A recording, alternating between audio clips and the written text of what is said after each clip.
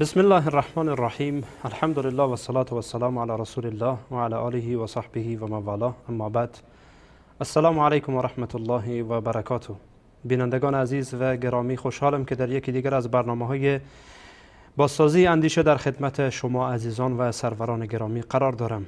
همچنان که میدانید بحثی را آغاز نمودیم پیرامون مسیحیت و پیرامون یهودیت که بحث را الحمدلله تا اندازه تمام کردیم و پیرامون تحلیل و بررسی پیرامون کتاب مقدس و به خصوص عهد جدید و به خصوص اناجیل چهارگانه مطالبی را به خدمتتان در برنامه‌های گذشته مطرح کردیم و بیان نمودیم.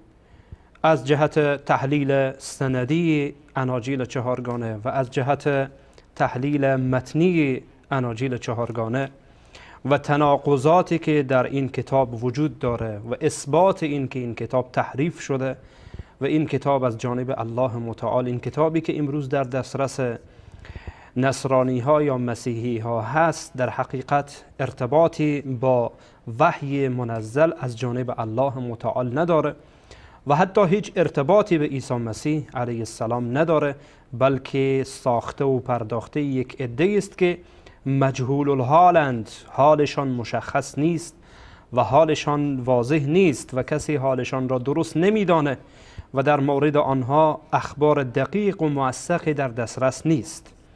ما اینها را در برنامه‌های گذشته به صورت تفصیل ثابت کردیم و با استدلال از کتاب مقدس و با استدلال از عهد جدید و به خصوص اناجیل چهارگانه ثابت نمودیم که این کتاب مورد دستبرد قرار گرفته و تحریف شده و دستخوش یک عده انسان‌های که به هر حال حالشان واضح نیست و مشخص نیست که اینها چی کاره بودند و دشمنی با دین الله داشتند و دشمنی با مسیحیت و دشمنی با نصرانیت داشتند و با عیسی مسیح داشتند. این کتاب را دستکاری کردند و به نام عیسی مسیح امروز به خورد مردم میدند. در برنامه گذشته اگر یادتان باشد ما پیرامون یکی از افرادی که خودش را حالا مبلغ میدانه در دین مسیحیت یا به تعبیر مسیحیت یک کشش یا به تعبیر ما یک آخوند مسیحی صحبتش را پخش کردیم و به خدمتتان این را عرض کردیم که آمد یک ادعایی کرد پیرامون اسلام و تهمتی به اسلام زد و گویا این که دین منسوخ شده و دینی که در حقیقت هیچ ربطی به الله و هیچ ربطی به عیسی مسیح علیه السلام نداره را تبرئه کرد و به شکل از اشکال آن را دین محبت و دین صمیمیت و صلح و صفا معرفی کرد و ما به توفیق پروردگار و به کمک الله و با استناد از کتاب مقدس ثابت نمودیم که دین مسیحیت فقط در حد شعاره که دین محبت و دین صلح و دین آرامشه، ولی در حقیقت دین خونریزی، دین جنگ و دین بربریته. این را ثابت نمودیم.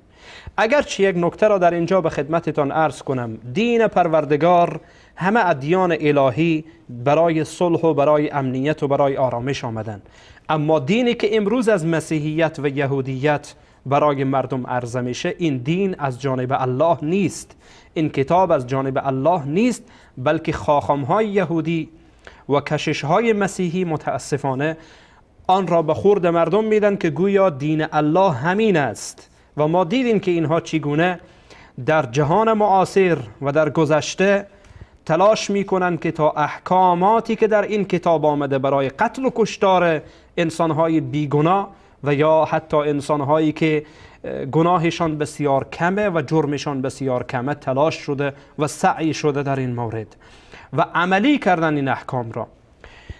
یک سری مسائل هست که از جمله این مسائل همین مسئله محبت است و مسائل دیگری که ما در این برنامه به خدمتتان عرض خواهیم کرد و از کتاب مقدس ثابت خواهیم نمود. مسائل است که در کلیسا اینها پنهان میشه، مخفی کاری میشه. عموما ادیان باطل و فرقه های باطل صفتشان اینه که دینشان را و مذهبشان را و فکر و اندیشهشان را میشرمند و خجالت میکشند. یعنی خجالت میکشند و میترسند که آن را برای مردم عرضه بکنند. اگر ما مثلا در فرقی که فرقه های باطنی که به عنوان مثال در میان مسلمان ها مثلا ظهور کردن، مثل فرقه اسماعیلیه، مثل فرقه نصیریه و فرقه های مختلفی که هستند، یا فرقه رافضه، فرقه شیعه، اینها متاسفانه میبینین که یک سری مسائل را حالا تحت عنوان تقیه، تحت عناوین مختلف میپوشند و نمیگند برای مردم، چون میدانند که اگر برای مردم بگند دستشان رو میشه. اما اهل حق و اهل سنت و اهل قرآن و کسانی که واقعا پیروان قرآن و سنت پیامبر هستند خجالت نمیکشند، بلکه افتخار میکنند که عقیده و باورشان را برای مردم عرضه بکنند تا حق و باطل را مردم از هم جدا بکنند. حالا این کتاب مقدس هم متاسفانه یک سری مسائل داره که به خاطر منافع سیاسی و به خاطر منافع فردی و منافع شخصی از مردم پنهان میشه. مسیحیت اینها را نمیشنوند. همیشه ما میبینیم از افرادی که مسیحی بودند و مسلمان شدند یا به تمایل به طرف اسلام داشتند این شکایت را دارند. مثلا برخی از کتاب‌های در این مورد نوشته شده، شما اگر خواسته باشین به زبان فارسی مطالعه بکنین. مثلا رازهای پس پرده کلیسا را افشا می‌کند، نام کتاب است. یا از آهنگ پاپ تا آهنگ ناب، یک کتابی که 100 نفر از افرادی که حالا مسیحی بودن، تبشیری بودن، غیر مسلمان بودن، مسلمان شدن.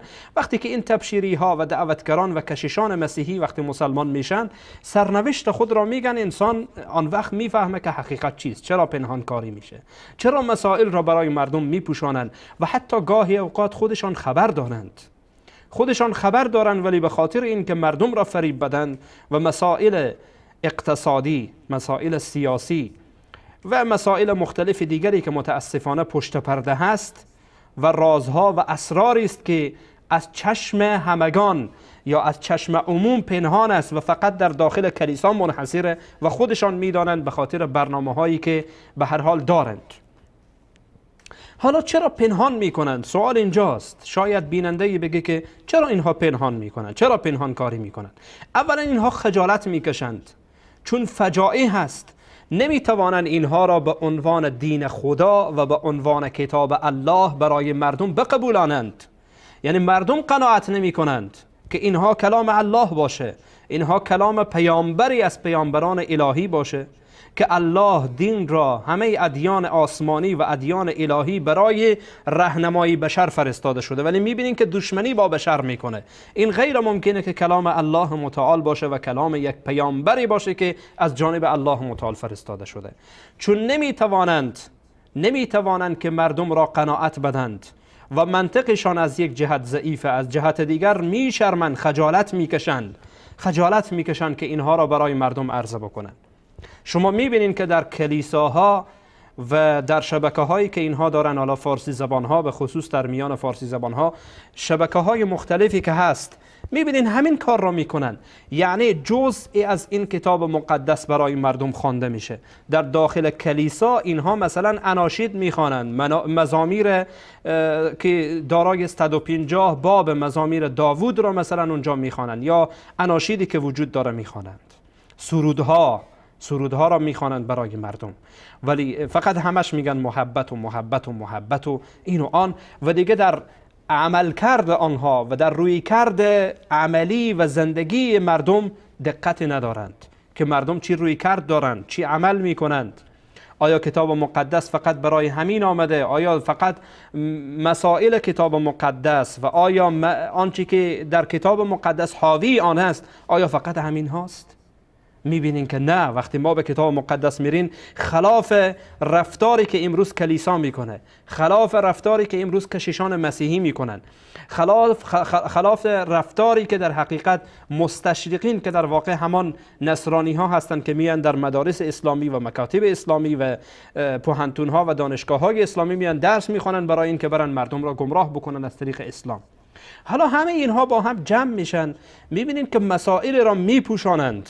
مثلا وقتی میاد یک اعتراضی بر اسلام وارد میکنه، میاد یک تهمتی را بر اسلام میزنه، تهمت ناروا و تهمتی که از فهم قاصر او، که من همیشه این اصطلاح را به کار میبرم که فهم اینها قاصره یا دانش اینها قاصره، از این دو حال خارج نیست. یا این که نمیفهمند یا این که میفهمند فهمشان بسیار کمه، کوتاست. یعنی یک جانب قضیه را میگیرند، یک جانب مسئله را میگیرند، ولی میبینیم جوانب دیگر را ترک میکنند.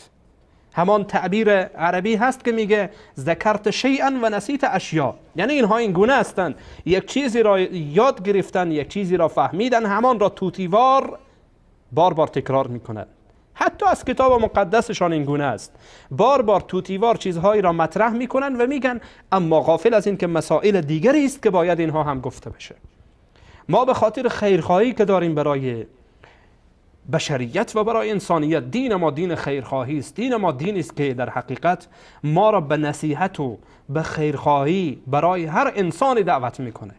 رسول الله علیه السلام پیامبر ما زحمت میکشیدن، تلاش میکردن تا مردم را از ورطه هلاکت بکشن بیرون. و ما روایات اسلامی در این مورد فراوان داریم و آیات قرآن هم شاهد این موضوع هست. ما هم با تأسی از پیامبرمان همان مهربانی را داریم و خیرخواهی را برای هر انسانی داریم و تلاش میکنیم که خیرخواهی ما شامل و فراگیر باشه، یعنی تنها مختص به مسلمان ها نباشه بلکه برای بشریت باشه.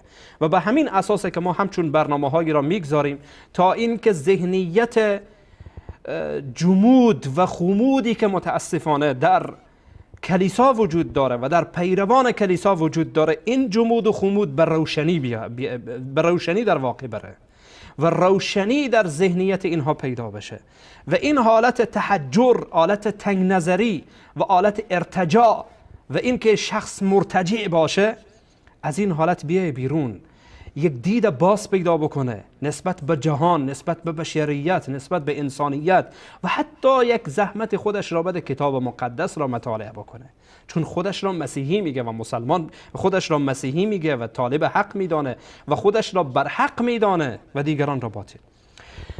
از جمله مسائلی که در کلیسا پنهان میشه، برین که به هر حال بحث اصلی از پیش ما نمانه، از جمله این مسائلی که در کلیسا متاسفانه بگین که پوشیده میشه، مسائل لجام گسختگی است. یعنی میخوان عدم لجام گسختگی، میخوان که لجام گسختگی در میان جامعه باشه.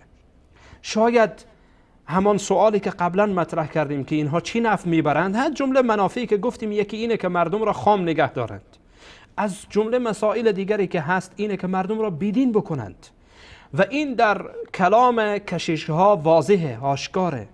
از مسیحی و از فردی که خودش را حالا پیروان عیسی مسیح میدانه نمیخوان که او به دین عیسی مسیح عمل بکنه، فقط میخوان که نام مسلمان را از بالای او بگیرند، او را بیدین بسازند و گاهی حتی اونها دوست دارند که فرد آتئیسم بشه، ملحد بشه، بی خدا بشه، کمونیست بشه، برایشان پروا نداره. اونها دعوت تبشیری را به خاطر این میکنن که مردم از ماهیت دین واقعی که همانا اسلام هست دور بشن. این یکی از اهدافشان هست.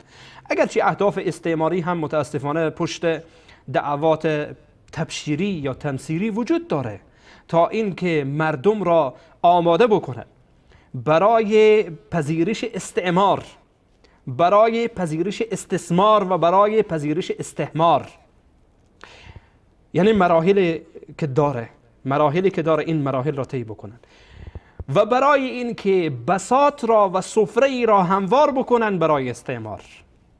چون وقت جامعه آماده شد برای پذیرش استعمار، خیلی راحت آنها میتونن که بساطشان را و سفرهشان را هموار بکنن و ما شاهد این اوضاع هستیم. حالا در کتاب مقدس یک سری مسائلی هست که متاسفانه باید بگیم که از چشم دید خیلی ها دور مانده و حتی کشش های مسیحی این مسائل را مطرح نمی کنند و نمیگند. مثلا به عنوان مثال مسئله زنا، آمار فحشا و منکرات و زنا در کشورهای مسیحی و در کشورهای اروپایی به اوج خود رسیده.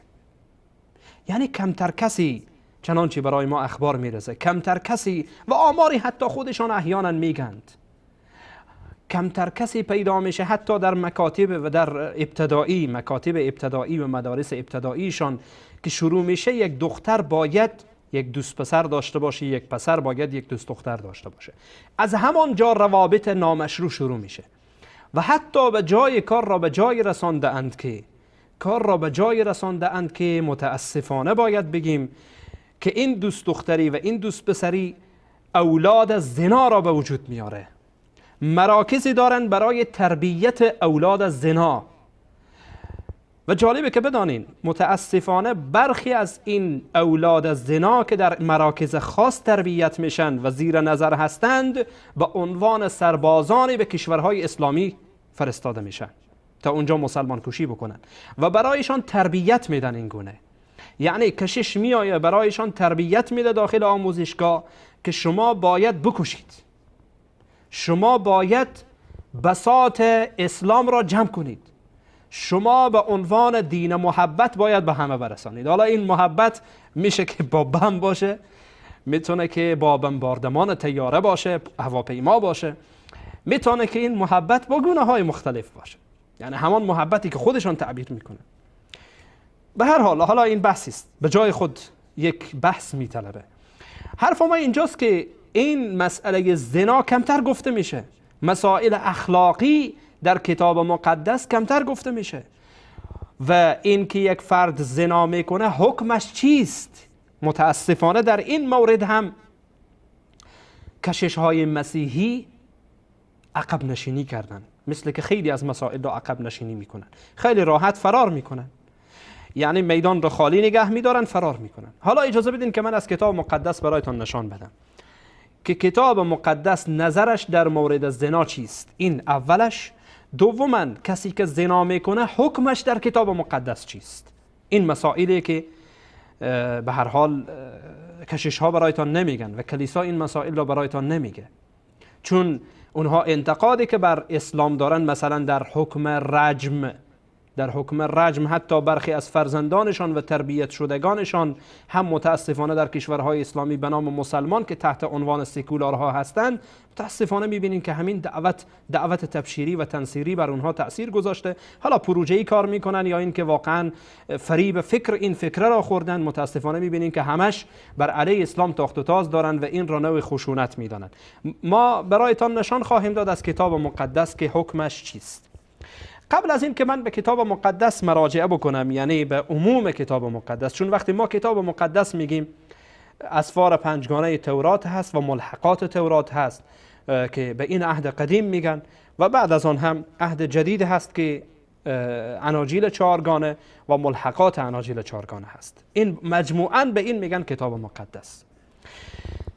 ما وقتی که استدلال میکنیم احیانا مسائل را از تورات میاریم، از اسفار پنجگانه تورات یا به صورت عمومی از ملحقات تورات. اول اجازه بدین که مثل هر برنامه من برایتان نشان بدم که عیسی مسیح، مسیحیان متوجه باشید، عیسی مسیح میگه که من نیامدم که تا تورات و صحف انبیای دیگر را من منسوخ بکنم، بلکه آمدم تا آنها را تکمیل بکنم، بلکه تهدید میکنه، وعید میده به کسانی که آنها به تورات عمل نکنن. این کتاب مقدس هست دوستان عزیز، این کتاب مقدس هست، همچنان که آشنا هستید با جلد و با شکل و قیافش. این کتاب مقدسه.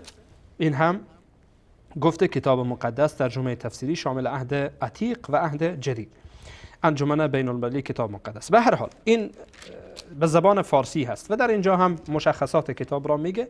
اجازه بدین که بریم با هم دیگر به سراغ انجیل متی. در انجیل در انجیل متی در اینجا دوستان عزیز دقت بکنید، در فصل 5 یا باب 5، این باب 5 انجیل متی هست که دوستان عزیز می توانند که ببینند. در انجیل متی اینجا ببینید چی میگه.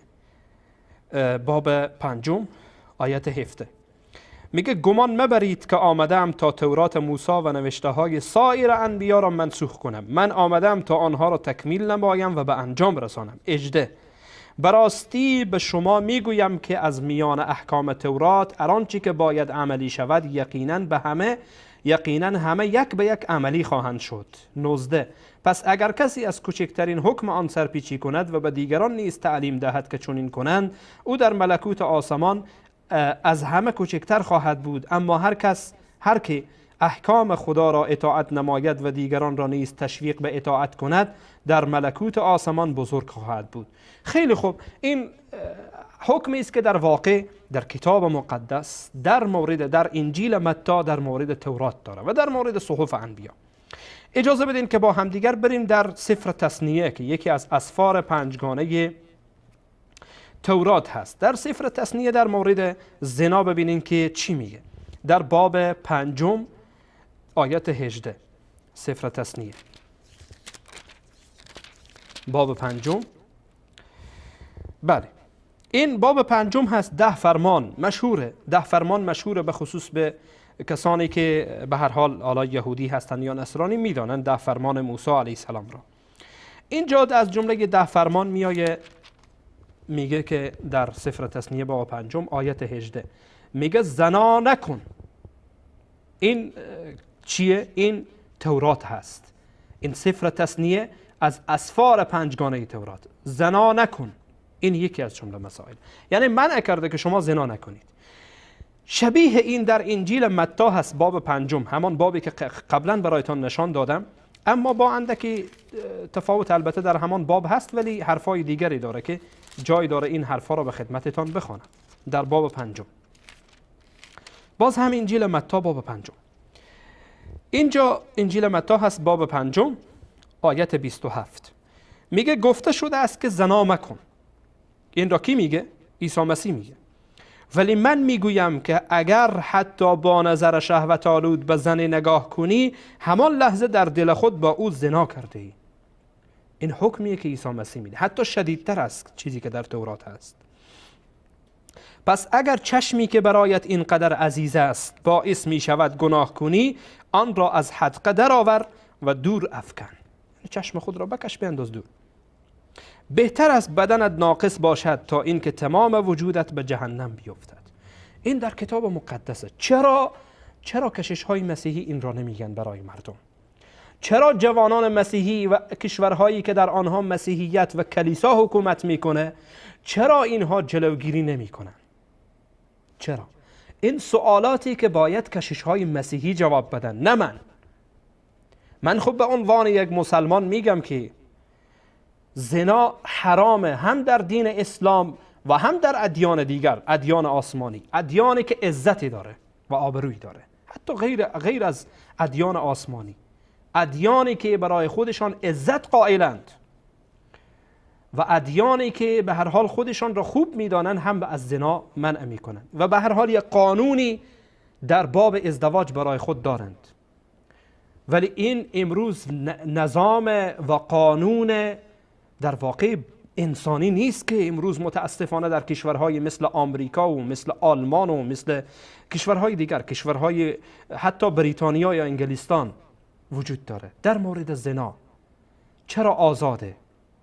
چرا کلیسا ممانعت نمیکنه؟ چون کلیسا نمیخواد که اینها به دین عمل بکنن، نمیخواد که اینها به این کتاب عمل بکنن.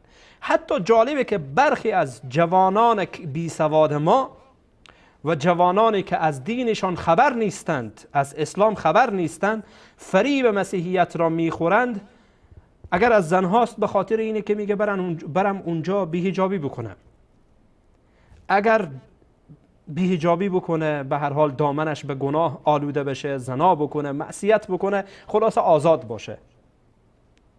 و برخی از جوانان مرد هم این گونه هستند، میروند به خاطر فحشا به کشورهای اروپایی. چون اینها بساط فحشا را انوار کردن، ولی از یک جهت دیگر کلیسا سر و صدا میاندازه. این صداهای کلیسا به هیچ جایی نمیرسه. ما میدانیم که هدفشان بیدین کردن مردمه، ما میدانیم که هدفشان چیست. حالا ببینید شما در مورد در حقیقت حکم زنا چی میگه؟ در مورد حکم زنا در حقیقت در همین کتاب تورات وجود داره، در کتاب مقدس وجود داره که میگه سنگسار باید بشه. اگر اجازه بدید من یک کوتاه پیرامون اسلام در این مورد صحبت بکنم. حکم اسلام اینه که اگر زن جوانی که هنوز ازدواج نکرده، دختر جوانی که هنوز ازدواج نکرده و مرد جوانی که هنوز ازدواج نکرده، وقتی اینها زنا بکنن و حکمشان ثابت بشه، یعنی خودشان اعتراف بکنن یا شاهد داشته باشن، البته سخت‌ترین شرایط را اسلام در این مورد گذاشته. کسانی که نمیدانن فکر میکنن همین جوریه، یعنی محکمه صحرایی میکنن، به تعبیر امروزی محکمه صحرایی میشه، ولی حقیقت امر اینه که اسلام سخت‌ترین شرایط را گذاشته. 4 نفر شاهد باید به چشم سر خود دیده باشند، نه با عکس و حکم ثابت میشه، نه با فیلم حکم ثابت میشه، نه با این که انسان گمان بکنه فکر حکم ثابت میشه. حتی از 4 نفر اگر 1 نفر هم کم باشه، این 3 نفر دیگه به جرم این که تهمت زدن مورد تعزیر قرار میگیرن، اونها را حد بر اونها جاری میشه، تعزیر میشن. به هر حال ولی اگر زن شوهردار باشه و مرد زندار باشه، در این صورت حکم اسلام اینه که اینها رجم میشن، سنگسار میشن. این حکم اسلامه، رجم میشن. به شکلی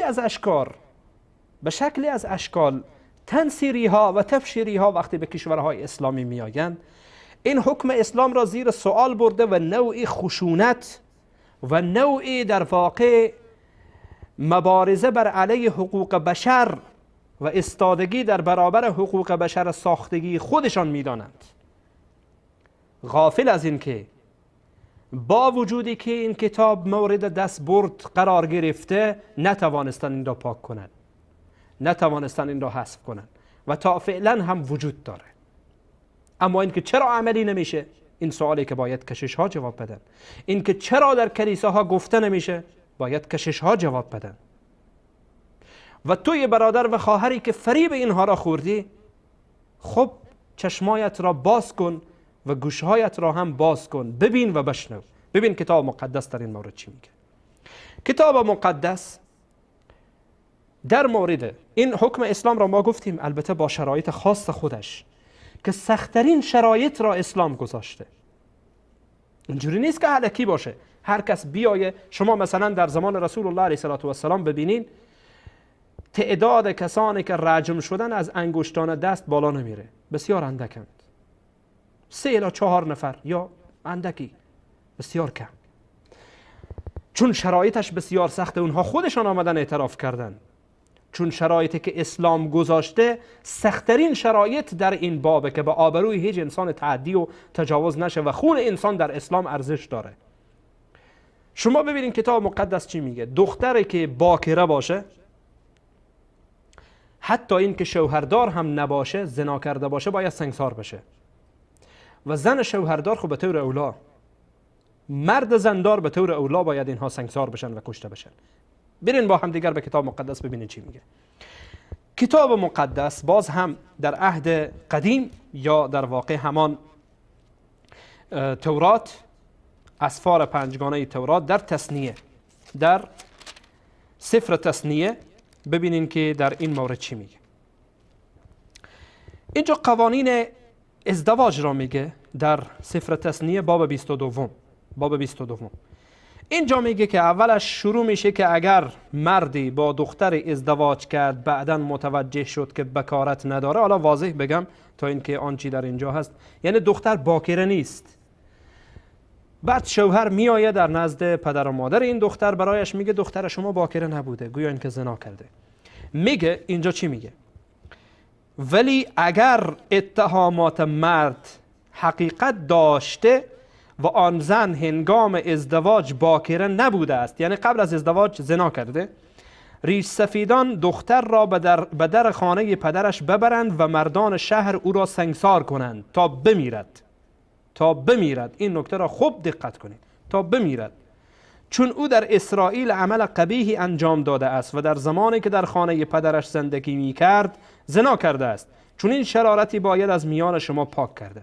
در حالی که اسلام این گونه نمیگه که اگر دختر باکره نبود شما باید آن را سنگسار بکنید. حالا این مسئله را من میگذارم به برنامه سفره دل، نمیخوام که پیرامون این موضوع تفصیل بدم. ما در کتب فقهی اسلامی، در کتبی که فقهای اسلامی نوشتند، به طور تفصیل در این مورد توضیح داده شده که اگر یک دختر بکارت نداشت مسائلی هست که غیر از زنا میتونه بکارت را از بین ببره. غیر از زنا این مسائل باید مورد توجه یک جوان باشه وقتی ازدواج میکنه. اینها مسائلی که به برنامه سفره دل مربوط میشه، به من مربوط نمیشه. نمیخوام که در این مورد تفصیل بدم. به هر حال این در مورد دختر باکره که حتی ازدواج هم نکرده قبلا، ولی اسلام این را نمیگه. اسلام نمیگه که دختری که یا زن یا مردی که مثلا زن شوهر نداره و مرد زن نداره با هم دیگر زنا کردن حکمشان سنگسار نیست، بلکه حکمشان اینه که 100 ضرب شلاق میخورن همراه 1 سال تبعید. البته در مورد مرد. در مورد زن 1 سال تبعید فرق میکنه، احکامی که در میان فقها اختلافاتی که هست. به هر حال حتی در حکم تبعید در مورد مرد هم اختلافاتی در میان فقها وجود داره، ولی این که 100 ضرب شلاق بخورن این در قرآن کریم ثابت شده، 100 جلده آمده، ولی سنگسار نیست. حکمشان سنگسار نیست. البته گفتم با همان شرایطی که یا خودش اعتراف میکنه یا شاهد 4 تا شاهد با چشم سر دیده باشن و همان شرایطی که به هر حال خود اسلام گذاشته و شرایطی که در قرآن کریم با آنها و در سنت رسول الله علیه السلام با آنها اشاره شده. ولی کتاب مقدس میگه حتی اگر دختر باکره بود، ازدواج قبلا نکرده بود، حالا مرتکب عمل شد، عمل شنیعه و عمل قبیح زنا شده بود، باید سنگسار بشه تا بمیره. اینجا در مورد کسی که ازدواج کرده باشه میگه در آیت 22 سفر تثنیه باب 22 آیت 22 یا فقره 22 میگه اگر مردی در حال ارتکاب زنا با زن شوهردار دیده شود، هم آن مرد و هم آن زن باید کشته شوند. البته در اینجا نمیگه که مرد زن داشته باشه یا نداشته باشه، میگه با زن شوهرداری در حال زنا دیده شده باشد باید کشته شود. به این ترتیب شرارت از اسرائیل پاک خواهد شد. کشش‌های مسیحی، آخوندهای مسیحی حالا بیان این رو جواب بدن. وقتی شما بر اسلام تاخت و تاز میکنید که این حکم رجم مخالف حقوق بشر هست و مخالف طبیعت بشری است، شما جواب بدید که این چیست. این خب خیلی خوبه، 100 مرحبا بر این. برین با همدیگر ببینین که مسائل دیگری داره که سنگسار بشه. یعنی وقتی من تحقیق میکردم در این مورد که کتاب مقدس در مورد رجم و سنگسار چی میگه، فقط در مورد زنا نیست، بلکه در مسائل خردریزی که شما بشنوید عقلتان به شما اجازه نمیده که آن را قبول بکنید. یک انسان منصف قبول نمی کند، میگه چگونه این کلام الله باشه، چگونه این را پیامبری مثل موسی علیه السلام آورده باشه. برین با هم دیگر ببینین چی میگه. در همین سفر تثنیه، اجازه بدین یک ورق میریم دنبال. سفر تثنیه باب 21، سفر تثنیه باب 21، ببینین چی میگه. پسر سرکش، عنوانی که گذاشته پسر سرکش. آیت 18 باب 21 آیت 18 میگه اگر مردی پسر لجوج و سرکشی داشته باشد که با وجود تنبیهات مکرر والدین از ایشان اطاعت نکند. آیت 19 در این صورت باید پدر و مادرش او را نزد ریش سفیدان شهر ببرند تا چیکار بشه. 20 و بگویند این پسر ما لجوج و سرکش است، حرف ما را گوش نمی کند و به ولخرجی و میگساری می پردازد. 21 آنگاه اهالی شهر او را سنگسار کنند تا بمیرد. یعنی چی؟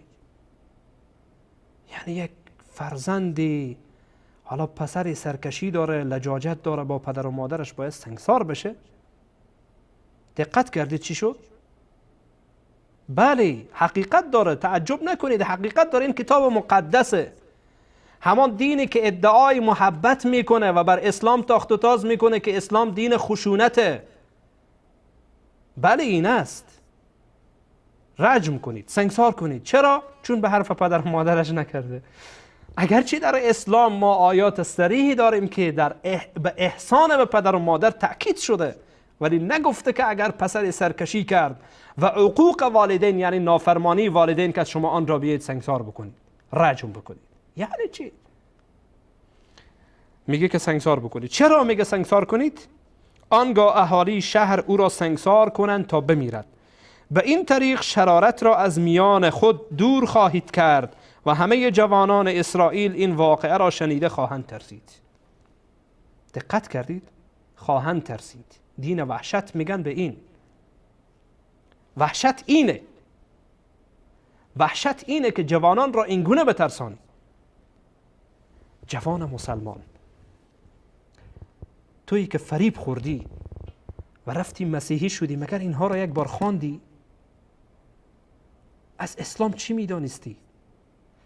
تعجب نکنید بینندگان عزیز، باور کنید من خودم روزی با یک جوانی که مسیحی شده بود با او صحبت کردم. اولین سوالی که از او پرسیدم، اگر زنده است و صدای مرا میشنود، خودش هم میداند که کی را میگویم. گفت برایش من ازش سوال کردم، گفتم که وقتی تو مسیحی شدی آیا از اسلام چیزی میدانستی؟ گفت بله قرآن خواندم و این کردم و آن کردم. گفتم نه، این که قرآن خواندی از رو، حالا قرآن کریم را گذاشتی جلو رویت خواندی، آیا مفهوم و معنای قرآن را میفهمیدی و میفهمی؟ گفت نه. گفتم من با تو حرفی ندارم، اولین کاری که تو میکنی اول برو قرآن را بخوان. گفت من سوال در مورد اسلام دارم و فلان دارم. گفتم بابا جان تو در مورد اسلام نمیدانی، چی سوال داری؟ من رو میخوای به چالش بطلبی در مورد اسلام؟ برای من تحدی میدی در مورد اسلام؟ خب تو از اسلام چیزی بدان که من با تو صحبت بکنم، سوالای تو را پاسخ بدم. تو که از اسلام نمیدانی و خودت را زحمت نمیدی، تو چگونه مسیحی شدی؟ بعد کتاب مقدس را برایش نکات را نشان دادم که این کتاب توست، این کتابی است که فعلا تو به ایمان آوردی.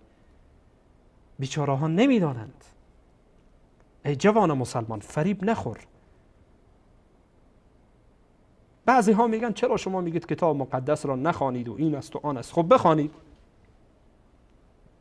بخوانید، ما کی گفتیم نخوانید؟ اول دین خود را بفهم، اسلام را درست بفهم، قرآن را بفهم، بعد برو اینها را بخوان. آن وقت قدر اسلام را میدانی. میگه که یک اصطلاح علمی است به زبان عربی، میگه که تعرف الاشیاء باضدادها. شما قدر اسلام را زمان میدانید که وقتی در برابر اسلام ادیان دیگر را مطالعه کنید. قدر اهل سنت را زمان میدانید که فرقه های باطل دیگر را مطالعه بکنید. به خدا قسم آن وقت برایتان ثابت خواهد شد که الله شما را دوست داره و بهترین دین و بهترین مذهب را برای شما داده. این را من به والله قسم از روی تعصب نمیگم و ذره تعصب در من نیست. با انصاف میگم این را. مطالعه بکنید، بخوانید، ببینید که شما بر حقید و شما هستید که در واقع الله شما را دوست داشته و این دین محبت و آرامش که همان دین اسلام هست که از نامش هویداست که اسلامه، دینی است که سلامتی و آرامش را برای شما به ارمغان میاره و پیامبر شما پیامبر رحمته، از تمام ادیان سره هست و مذهب شما همچنین. بیدار باشید، مطالعه بکنید. خب به هر حال این در مورد پسر سرکشه. میگه اگر کسی پسر سرکشی داشت باید آن را سنگسار بکنن. خیلی خوب. بعد در مورد کسی که احضار کننده روح و جادوگره ببینین چی میگه. سفر لاویان 20-27 یعنی باب 20. این سفر لاویان هست. سفر لاویان این بالا رو اگه دقت کنید دوستان عزیز، سفر لاویان از اسفار پنجگانه توراته. این باب 20 هست یا فصل 20. آیت 27 اینجا میگه که احضار کننده روح یا جادوگر چی مرد باشد چی زن باید حتما سنگسار شود. چی مرد باشد به چی زن، خون او به گردن خودش است. این در مورد این.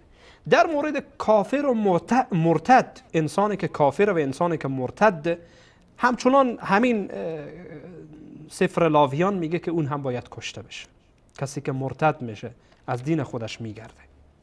همیشه اینها میآیند میگن که اسلام دینیه که منطق را نمیپذیره، دینیه که گفتگو را نمیخواه که جهان گفتگو باز بشه. این کلمات غلام بسلام خوب یاد دارن، به خصوص از شاگردان اینها، همین سکولارهای بدبخت خودفروخته. منظور ما از خودفروخته اصطلاحی است که یعنی این که خودشان را، فکرشان را میفروشند. اون خودفروشی که حالا یک معنای بد داره اون را نمیگم. به هر صورت ببینین اینها چی میگن؟ بله احکام اسلامی فلان است و حتی تلاش میکنن برای این که حکم مرتد را، حکمی که اسلام در مورد ارتداد داده، این را انکار بکنن. حدیث صریح هست، احادیث صریح رسول الله علیه السلام در این مورد. میخوان این را انکار بکنن به خاطر دلخوشی کی؟ صاحبان کتاب مقدس. میگن چون خودش جواب نداره انکار میکنه. این یعنی چی؟ ما داریم بعضی از دعوتگران متاسفانه خودش جواب نداره انکار میکنه، پس میگه که حتما جوابی وجود نداره. بابا جان به نزد تو جواب وجود نداره، خب به این معنا نیست که کلا جوابی نباشه. اسلام برای هر چیز جوابی داده. ما مقاصد شریعت داریم. بعضی از علما خاصتا کتاب نوشتن در این مورد، مقاصد شریعت، چی از علمای حنفی، از علمای مالکی، از علمای شافعی، از علمای حنبلی و به صورت کلی علمای اسلام در مقاصد شریعت کتاب نوشتند که این حکم را اسلام داده. حتی کتاب‌های خاصی در این مورد نوشته شده که حکمت در این چیست، مقصد شریعت از بیان این حکم چیست. به جای اینکه این را مطالعه بکنه میای حدیث را انکار میکنه، احکام اسلامی را انکار میکنه، به خاطر خودش جواب نداره. خب بیچاره کمه بخوان، چیزی یاد بگیر، چیزی بفهم. به جای اینکه به حدیث پیامبر تاخت و تاز میکنی، چیزی بخوان تا بفهمی. به هر صورت به خاطر دلخوشی اینها حکم ارتداد را لغو میکنند.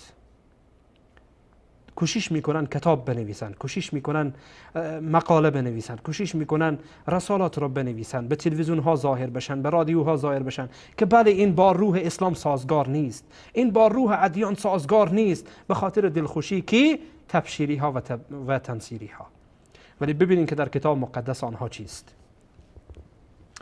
سفر لاویان، سفر لاویان باب 24 از آیت 13 تا 14. اگر اجازه بدید من در حقیقت از آیت 10 شروع بکنم. مجازات کفر، اصلا خود عنوان هست مجازات کفر. روزی در اردوگاه مرد جوانی که مادرش اسرائیلی و پدرش مصری بود با یکی از مردان اسرائیلی به نزاع پرداخت. هنگام نزاع مردی که پدرش مصری بود به خداوند کفر گفت، یعنی کافر شد، مرتد شد. حالا کفر گفت. اگرچه در اسلام حکم ارتداد، من به خاطر این کوشش میکنم که میان اسلام و میان این حرفها یک پیوندی به وجود بیارم تا این که شما بدانید که در اسلام غیر از آن چیزی است که امروز برخی ها انجام میدن. اون چیزی که امروز برداشته که از اسلام برای شما مطرح میکنند، کشش های مسیحی، غیر از حقیقته، حقیقت نداره. حالا مثلا در باب اسلام وقتی که کسی کفر رو میکنه باید ضوابط و شرایط تکفیر بر او فراهم بشه تا اینکه حکم اسلام بر او جاری بشه. و چی کسی حکم را جاری میکنه؟ حاکم اسلامی یا نائب حاکم. هر کس نمیتونه این کار را انجام بده.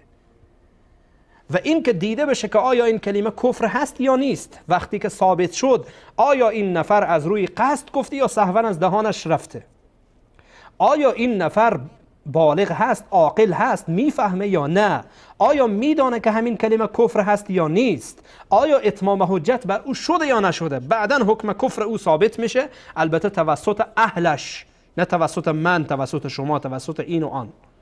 توسط اهلش حکم کفر بر او فرد مشخص و معین که تکفیر معین میگن برایش ثابت میشه.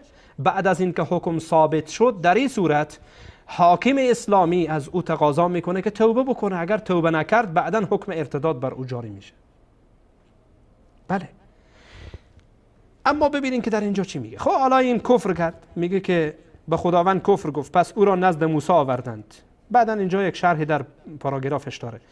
آیه 12 میگه او را به زندان انداختند تا هنگامی که معلوم شود خواست خداوند برای او چیست. آیه 13 و 14 خداوند به موسی فرمود، اینجا را دقت کنید، او را بیرون اردوگاه ببر و به تمام کسانی که کفر او را شنیدند بگو که دسته های خود را بر سر او بگذارند، بعد تمام قوم اسرائیل او را سنگسار کنند.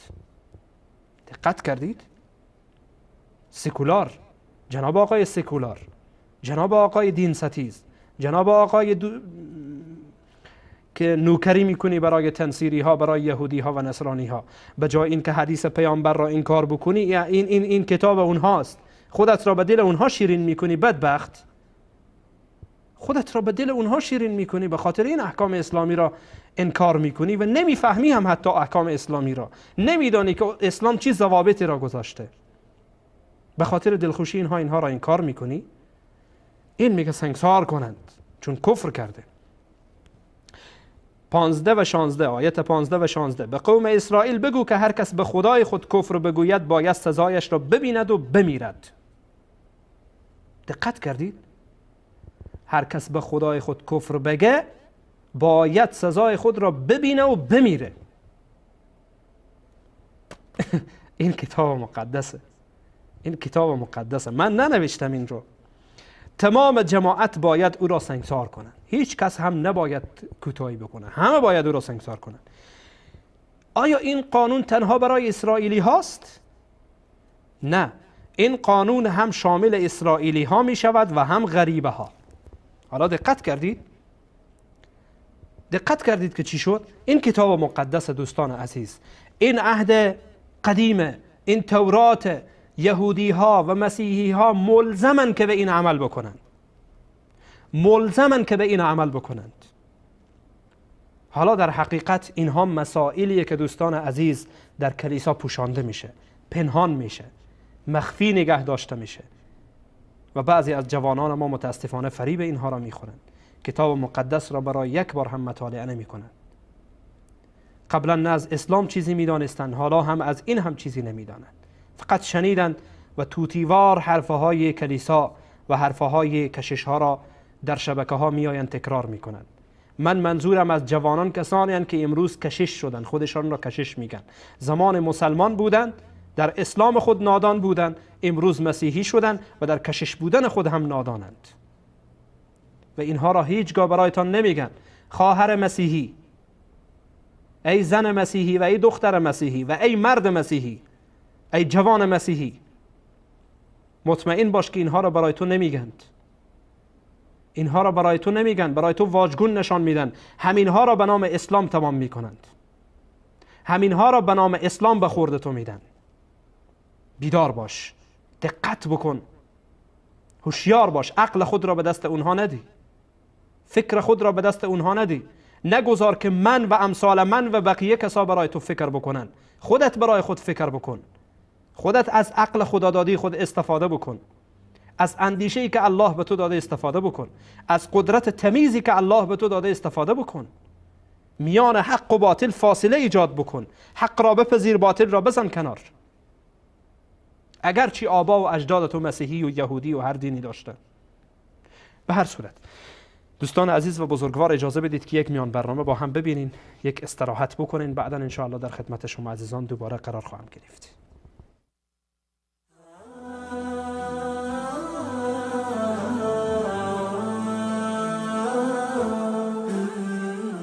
آمنت أنك عبده ورسوله من ضمن أهل العزم نور الفرقد ما كنت ابن الله جل جلاله سبحانه لا والد لم يولد أبدا ولست بثالث لثلاثة الله فرد ليس بالمتعدد عيسى ابن مريم يا حبيب محمدي بشرت يا روح الإله بأحمدي صلى عليك الله في عليائه يا ابن البتول خليل كل موحد موحدي. صلى عليك الله في عليائه يا ابن البتول خليل كل موحدي. صلى عليك الله، صلى عليك الله.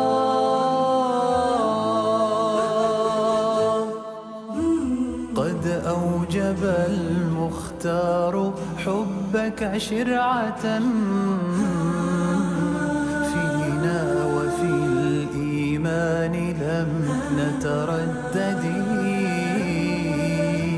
يا كلمة الله التي ألقى بها عند البتول وبالنبوة فاشهدي. آمنت أنك عبده ورسوله من ضمن أهل العزم نور الفرقد. ما كنت ابن الله جل جلاله سبحانه لا والد لم يولد. سبحانه لا والد لم يولد.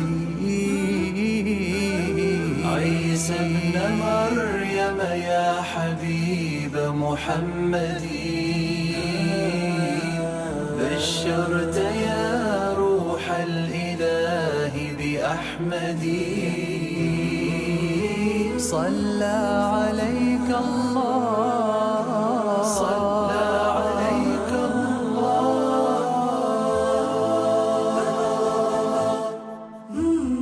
أبدا ولست بثالث لثلاثة. الله فرد ليس بالمتعدد. أتباع عيساها رفعنا قدره وبصدقه يدعو البرية سيدي. هيا بأحمد آمنوا فهو الذي مدح المسيح بمصحف وبمسجد. عيسى وأحمد مرسلان كلاهما في الذكر والإنجيل رغم الملحد. في الذكر والإنجيل رغم الملحد. فعلى البتول وابنها حلل الثناء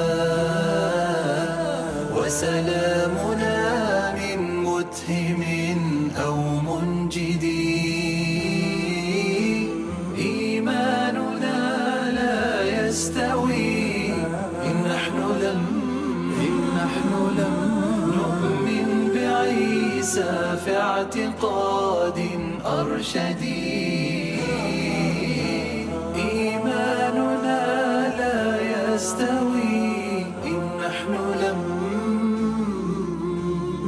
نؤمن بعيسى في اعتقاد أرشدي. صلى عليك الله، صلى عليك الله.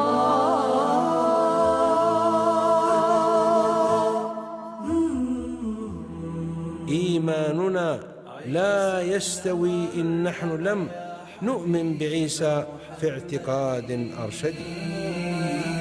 بشرت يا روح الإله بأحمدي.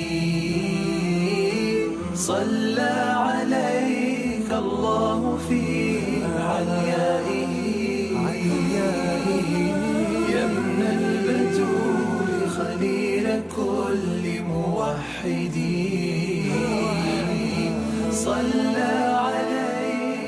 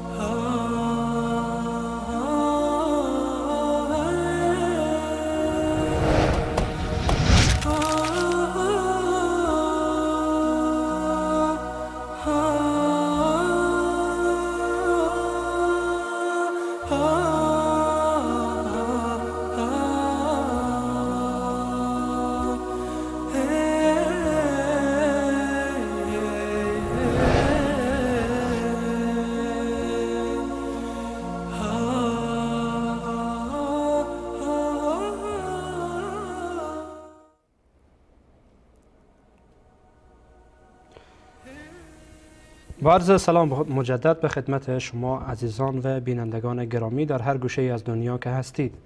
بحث ما پیرامون پنهانکاری هایی بود که به هر حال کلیسا متاسفانه انجام میده و کشیش های مسیحی اینها را از بشریت به صورت کلی و به خصوص مسیحیت و نصرانی ها متاسفانه میپوشانند و آنها را نمیگن که برخی از آنها را به خدمتتان عرض کردم. از این به بعد تماس ها آزاد هست. عزیزان می توانند که به صورت زنده و مستقیم با ما در تماس بشن. اگر سؤال پیرامون این مباحثی که مطرح شد دارند و یا این که تعلیقی دارند و گفته‌ای دارند پیرامون آنچه گفته شد، ان شاء الله که در خدمت دوستان عزیز و بزرگوار خواهیم بود و شماره زیرنویس شده. عزیزان می توانند که به هر حال تماس بگیرند و گفتنی هایی که دارند را ان شاء الله خواهیم شنید و مسائل پیرامون آنچه مطرح شد را ان شاء الله میشنویم که مطرح بشه. ما مسائل را که مطرح کردیم در این برنامه، اولا بحث از زنا بود که ما گفتیم در کتاب مقدس اولا زنا قبیح شمرده شده و بد شمرده شده و از آن منع شده، هم در عهد جدید و هم در عهد قدیم. و بعد از آن حکم زنا را مطرح کردیم که در کتاب مقدس و در عهد قدیم آمده که افرادی که زنا میکنند چی به هر حال مجرد باشند و چی متأهل باشند، یعنی مثلا زن شوهر داشته باشه یا نداشته باشه، مرد زن داشته باشه یا نداشته باشه، حکمش سنگسار هست و حکمش قتل و باید کشته بشه.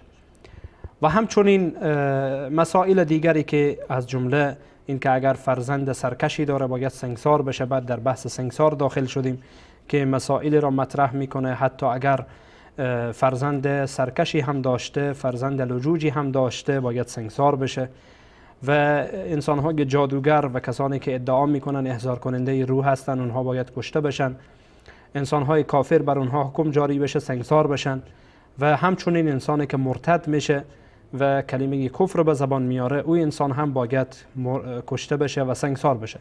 و این هم مسائلی بود که در حقیقت در کتاب مقدس وجود داره، ولی با عرض تأسف کلیسا اینها را میپوشانه و کلیسا اینها را نمیگه و کشش های مسیحی تلاش میکنن که به شکلی از اشکال این قوانین و این نظام ها را با فهم قاصری که از اسلام دارند آن را به اسلام ربط بدن و به شکل وانمود بکنن که اسلام همین دینی است که در کتاب مقدس آمده.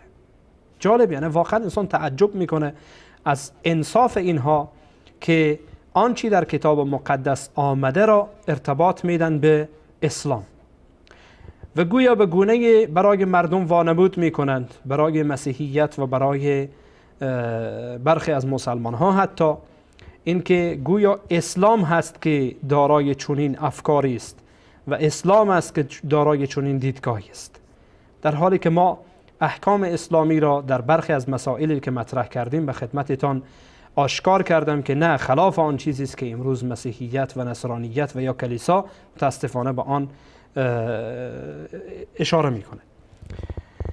اجازه بدین که تماسی را با هم بشنوین. سلام علیکم بیننده عزیز، بفرمایید.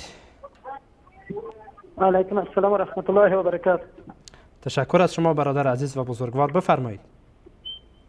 سلامت باشید برادر عزیز. این پنهانی‌های مسیحیت نشون میدادید ما همچین پنهانکارایی داریم از علما همون، به اسم علما البته، ببخشید علما همون توهین نشه براشون، نور چشم ما هستن، به اسم علما. مثلا پدر بنده نه، عموی بنده، مثلا دو تا عمو دارم، ملا هست، ما رو به همچین صوفیگری تربیت کرده بود که اصلا خدا را علیه بالله فراموش کرده بودیم، از این پیر طلب میکردیم حاجاتمون.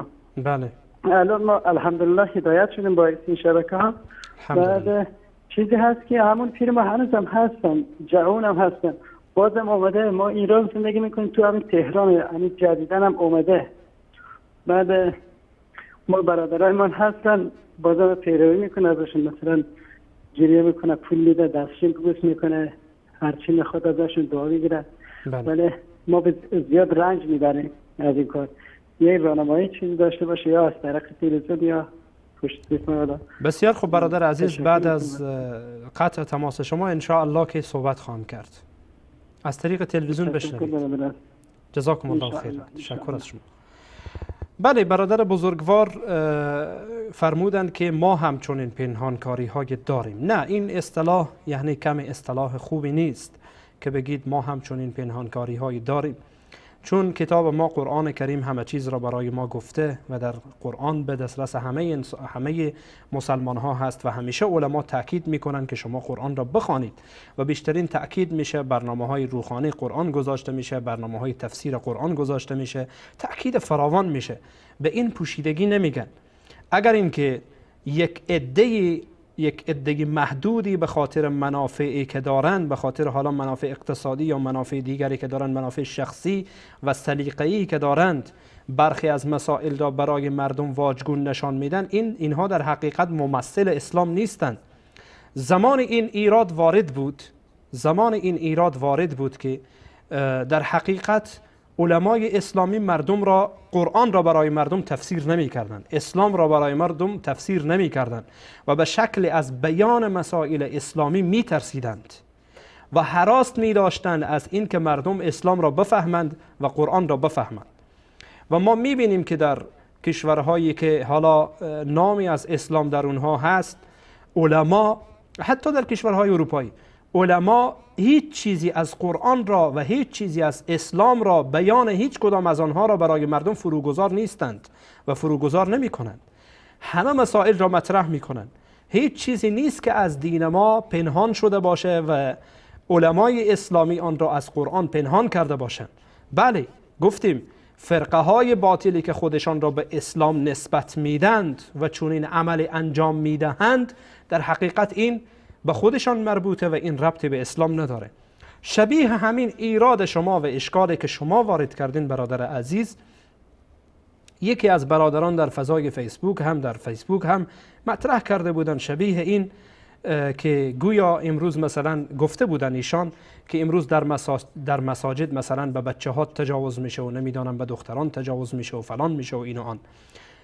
ما بارها در این مورد صحبت کردیم، اشکالاتی که در این مورد هست و ایراداتی که در این مورد هست در حقیقت بیان کردیم و گفتیم که اولا آن کسی که مرتکب چنین عملی میشه، ما نمیگیم که نمیشه، برخی ها راسته برخی ها دروغه. شما اولا ثابت کنید که واقعا این عالم دین بوده، این که لباس پوشید و خودش را به علما نسبت داد، این دیگه نمیشه که نماینده علما باشه. حتی این که عالم هم باشه نمیتونه نماینده تمام علما باشه. و مسئله دیگری که در اینجا مطرح میشه دوستان عزیز، این پنهانکاری نیست. علمای اسلامی، حالا عزیزی که این اعتراض را میکنه و ایراد را میگیره، ما با ایشان موافقیم. این عمل را چی کسی که لباس دین بپوشه انجام بده حرامه و چی کسی که لباس غیر دین داشته باشه، فرق نمیکنه. حکم اسلام یکیست. ما با شما هم صداییم. شما بیایید حکم اسلامی را بر او جاری کنید، یعنی حکومت اسلامی را تشکیل بدید که احکام اسلامی را بر همچون افراد جاری کنه، ما هم از شما حمایت میکنیم.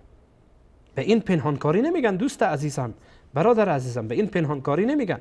ما احکام اسلامی را بدون هیچ تقیه‌ای و بدون هیچ حرف مطرح میکنیم.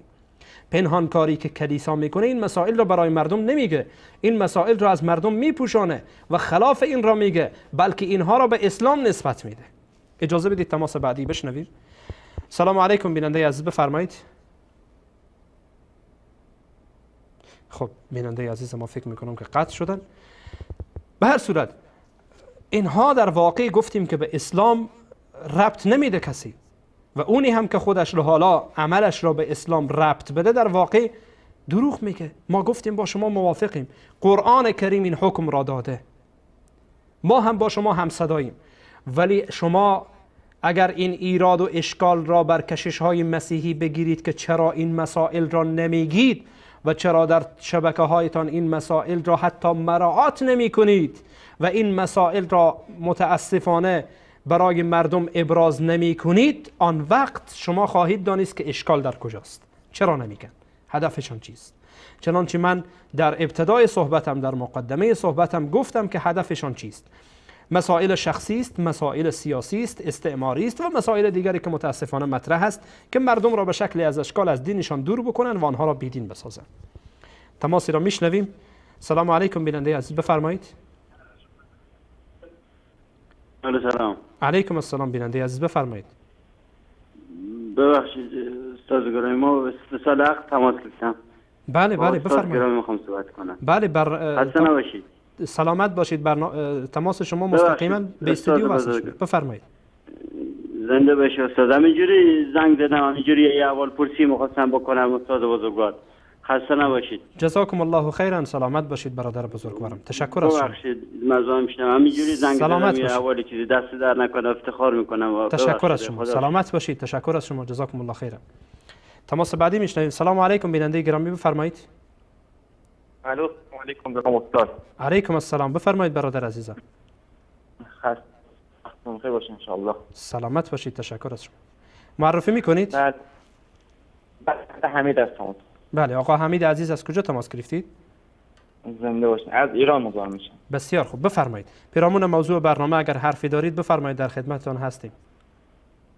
بله، حالا همینجور که شما فرمودید و موارد بسیار زیبایی و زیادی رو هم شما اشاره فرمودید از اون چیزی که متاسفانه مسیحیت و یهودیت اینها رو پنهان میکنن از ملت خودشون و برعکس میان دست میذارن به بیشتری نکاتی که اونو آغشته میکنن به دروغ، تلبیس و خیانت و میخوان جوری وانمود کنن که گویا دین اسلام دین خشونت هست و دین اونها دین صلح. مطالب زیبایی رو شما اشاره کردین. حالا من یک نکته هم من اضافه کنم از کتاب عهد عتیق، از کتاب تورات.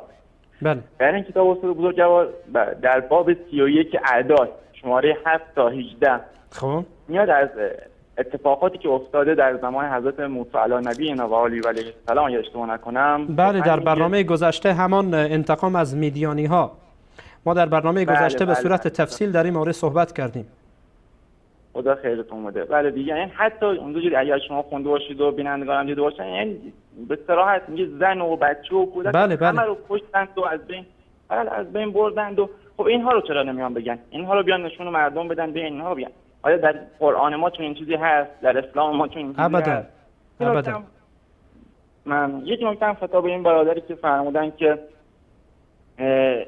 بعضی‌ها میان پنهان میکنن. نه دیگه، امروز برادر عزیزم عصری که عصر رسانه است، عصر تکنولوژی هست و جایی برای کتمان و پنهان نیست. امروز شما اگه در دورافتاده ترین گوشه دنیا هم باشید، چه مخالف شخصی باشید چه مخالف چه موافق، حرفتون رو میتونید به گوش جهانیان برسونید. همین الان در همین ایران علیرغم تمام مشکلاتی که شاید باشه، کتاب‌ها نوشته میشه. همین اخیراً کتابی نوشته شده که به نوعی جواب به همین هاست. اسلام دین تندروی هست. کتابی هستش استاد بزرگوار به عنوان اعتدال در مسلک دیوبند، اصل اعتدال رو میان مطرح میکنن و جالب است در همون ابتدای مقدمه. برادر عزیز و بزرگوارم، تشکر از شما، جزاکم الله خیرا. بله متاسفانه خو این گونه هست. ما در برنامه گذشته هم به صورت تفصیل همین حرفایی که شما میگید ما صحبت کردیم و علمای اسلامی در این مورد کتاب‌های زیاد نوشتند که در حقیقت همه برگرفته از قرآن کریم و احادیث پیامبر صلی الله علیه و سلم بوده. تشکر از شما. اگر لطف بکنین وقت را بدین به یکی دیگه از بیننده های عزیز. تشکر. اگر کدام حرف دیگری دارین کوتاه در خدمت شما هستیم. تشکر از شما، جزاکم الله خیرا. تشکر از شما برادر عزیز. بله متاسفانه این گونه هست، این پنهانکاری ها وجود داره. ما در برنامه گذشته به صورت تفصیل این بابی که شما نشان دادی را به خدمت بیننده ها گفتید، به خدمت بیننده ها نشان دادید. بیننده بعدی را میشنوین. سلام علیکم بیننده گرامی، بفرمایید. سلام علیکم، وقت شما بخیر. علیکم السلام. سلامت باشید. تشکر از شما، بفرمایید. خوب هستین استاد فاطر؟ سلامت باشید، تشکر از شما. معرفی می‌فرمایید؟ هفته پیش مصطفی هستم از ایران. بله آقا مصطفی عزیز بفرمایید. شما هفته پیش یک سری صحبت‌هایی کردین و خب برام یه سوالی پیش اومد، ممنون میشم جواب بدید. بله اگر پیرامون موضوع برنامه گذشته هم بوده باشه اشکال نداره. بفرمایید. بله سوالم اینه، تمام حرفایی که زدید درست، اما هیچ وقت آمریکا و سربازان آمریکایی نگفتن ما به نام عیسی مسیح میکشیم، اما داعش همیشه برادر عزیزم شما صحبت بوش را زمانی که به افغانستان و عراق میخواست حمله بکنه شنیدید؟ نه خب نشنیدید. اگر با زبان انگلیسی شما وارد هستید میدانید؟ بله. خیلی خوب، یک سرچ بکنید داخل یوتیوب، اونجا میبینید ویدیوی جورج بوش را وقتی که میخواست به عراق و افغانستان حمله بکنه صراحتاً گفت که این جنگ صلیبیه. در ضمن آن شما از اوضاع افغانستان خبر دارید که امروز در بگرام و بقیه جاهایی که آمریکایی ها مستقر هستند چی میگذره و اناجیل را پخش میکنن میان مسلمان ها، خبر دارید؟ درسته. حالا بذارید من بگم. الان من میدانم شما میخواید چی بگید، من میدانم میخواید شما چی بگید. برادر عزیزم اولا این را قبول کردید که سربازای آمریکایی به اساس دینشان این کار را انجام میدن؟ من این را انکار نمی کنم آقا مصطفی عزیز. من گوش کنید آقا مصطفی عزیز گوش کنید. من این را انکار نمی کنم که آمریکا مسائل دیگری هم، قضایای دیگری هم پشت این تجاوزاتش هست، مسائل اقتصادی، مسائل سیاسی، بقیه مسائلی که وجود داره، ولی در بخشی از آن مسئله دین هم مطرح هست. این را نباید انکار بکنید. نه آمریکا حمله میکنه، سربازاش که حمله میکنه بر اساس منافع اقتصادی و چیزایی که دارن. هیچ وقت نمیان دوست عزیز من آدم میکشم. بله به نام عیسی مسیح آدم میکشند. گوش کنید، به نام عیسی مسیح آدم میکشند. برادر عزیز لطف کنید، شما گوش کنید، فقط یک لطف کنید، یک سرچ در اینترنت بزنید مسیحیت دین محبت یا دین قتل و کشتار. اونجا برایتون ویدیویی میاره از یک کشیش مسیحی که در جمعی از سربازانی که میخوان به عراق و افغانستان روان بکنن در جمعی از آنها صحبت میکنه. چی میگه؟ صلاح داره با خود، میگه شما باید بجنگید، شما باید از دین عیسی مسیح دفاع بکنید، شما فلان بکنید. هم با صراحت تمام میگه این حرف رو. خب حالا اینا شما ادعا میکنید، من نه ادعا نمی کنم. شما آقا مصطفی عزیز من نمیخوام که حالا اینجا حرفم را به شما بقبولانم و چون این حقی هم ندارم. شما لطف کنید در طول این هفته تحقیق کنید پیرامون این مسائل.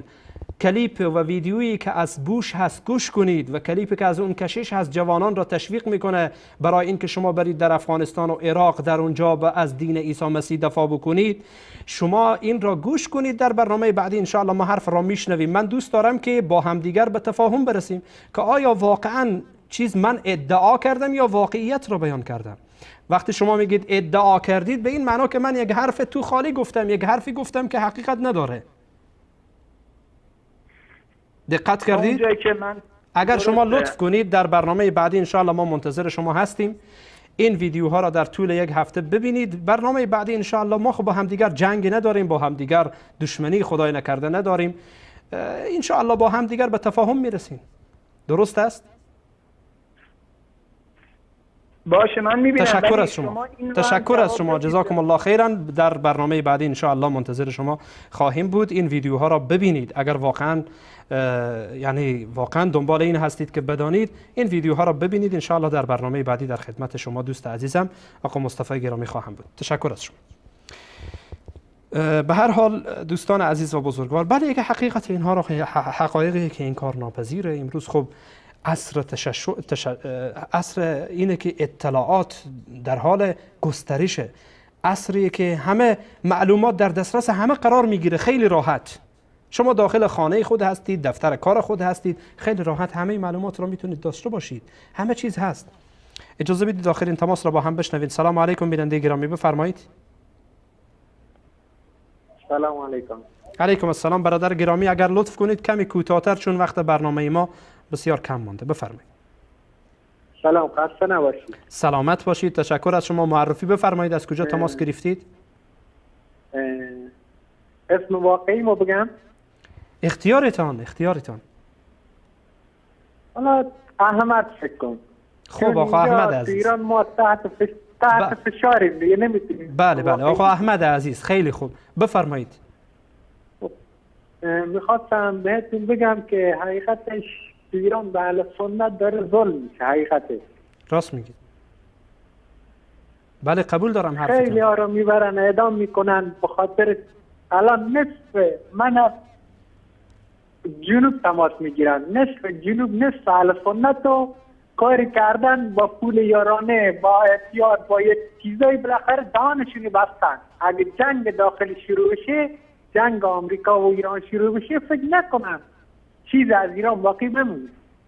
راست میگید. تشکر از شما برادر عزیز. خریدن.